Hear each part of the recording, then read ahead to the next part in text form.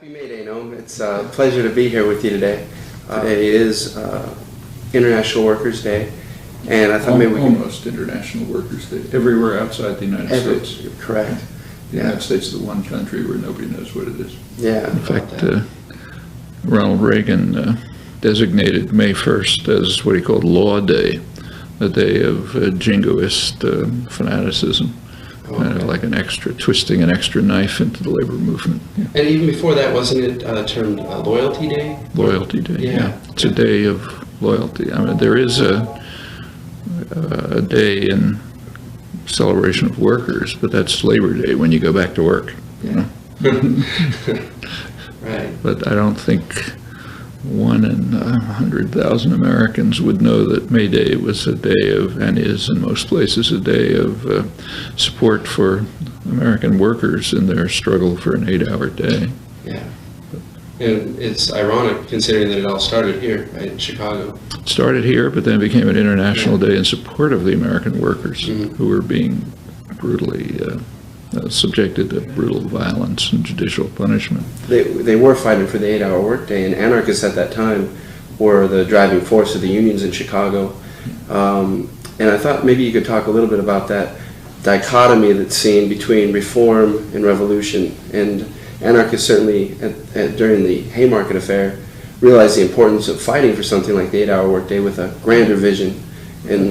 But it's always been true. Yeah. I mean, if you take a look at, I suppose, the most venerable anarchist journal in the world, at least in the English-speaking world, is Freedom, which comes out of London.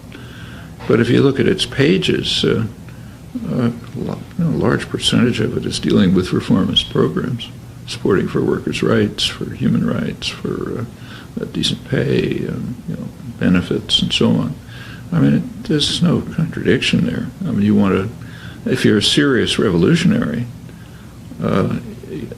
and you really are looking for not an autocratic revolution, but a popular one, which will move towards freedom and democracy, you want to have the mass of the population who are implementing it and carrying it out and solving problems and so on.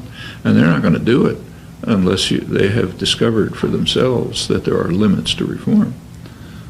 So sensible revolutionary will try to push reform to the limits, first of all, because it's helpful to people, so it's better to have an 8-hour day than a 12-hour day, and you want to do things that are just on ordinary ethical grounds, sure, you'll support them.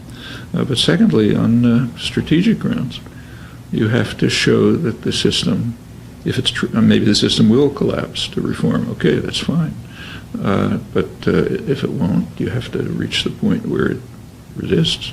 And there's nothing left but to take things over, maybe by force. That's basically self-defense.